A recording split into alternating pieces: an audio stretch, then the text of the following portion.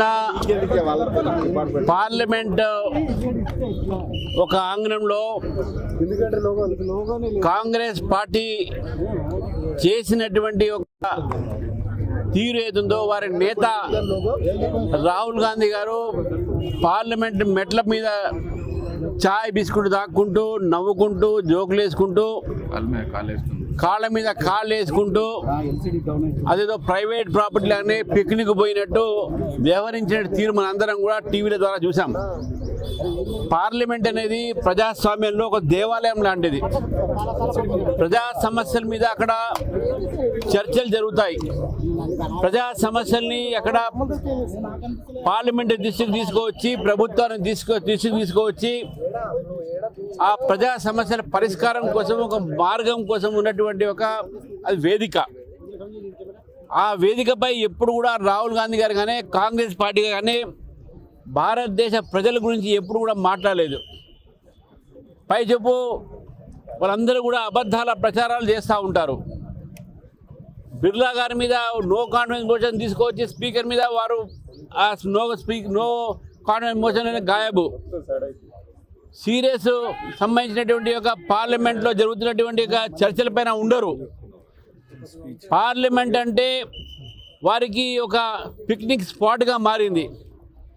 మరి దేశంలో ఉన్న ప్రజల ఒక సమస్యకు దేశంలో ఉన్నటువంటి ఒక పరిపాలనకు విధానం కోసము ఈరోజు పార్లమెంట్లు ఉన్నాయి. అక్కడ ఈ యొక్క పార్లమెంట్ వ్యవస్థలో అపోజిషన్ ఒకటి, రూలింగ్ పార్టీ ఒకటి, ఈ రెండు పార్టీలు కూడా ప్రజాస్వామ్యంలో కీలకమైన పాత్ర ఉంటుంది.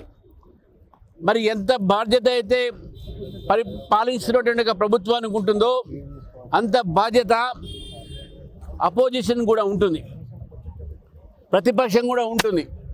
గతంలో పివి నరసింహారావు గారు ప్రధానమంత్రి ఉన్నప్పుడు బాధ్యత కలిగినటువంటి ఒక అటల్ బిహారీ వాజ్పేయి గారిని ఆ రోజు కాశ్మీర్ విషయంలో యునైటెడ్ నేషన్స్ పంపించడం జరిగింది.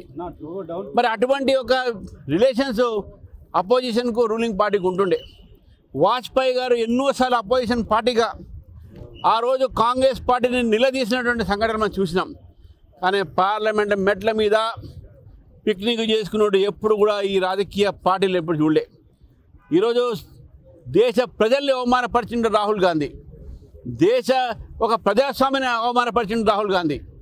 నిజంగా దేశం మీద ప్రేమ ఉంటే దేశ ప్రజాస్వామ్యం మీద ప్రేమ ఉంటే లోపల జరగాల్సినటువంటి ఒక చర్చని తీసుకొచ్చి అక్కడ చేయకుండా మీడియా ముందు అబద్ధాలు మాట్లాడుతూ పార్లమెంట్ ఆవరణలో స్పీకర్ గారి యొక్క డైరెక్షన్స్ ఉన్నాయి. ఎవరు కూడా ఎక్కడ పడితే అక్కడ ఛాయ్ తాగొద్దు, ఎక్కడ పడితే అక్కడ పిక్నిక్ స్పాట్గా దాన్ని మార్చొద్దు, మీకు ఏదైనా మాట్లాడుకుంటే సెంట్రల్ హాల్ ఉంటుంది, క్యాంటీన్లు ఉంటాయి, మీ చేంబర్స్ ఉంటాయి, అంతేగాని మెట్ల మీద ఛాయలు తాగొద్దని చెప్పి నిషికాంత్ దుబే గారు చాలా స్పష్టంగా ఆ ఒక విషయాన్ని కూడా పార్లమెంట్లో చెప్పడం జరిగింది. మరి అటువంటి రాహుల్ గాంధీ ఈరోజు భారత పార్లమెంట్ని అవమానపరిచారు, భారత ప్రజాస్వామ్యాన్ని అవమానపరిచారు, భారత ప్రజల్ని అవమానపరిచారు. కాబట్టి ఈరోజు వారి దిష్టిబొమ్మ ఇక్కడ దగ్ధం చేసి వారి చర్యలకు మేము ఖండిస్తూ నిరసిస్తూ ఈ కార్యక్రమాన్ని తీసుకోవడం జరిగింది.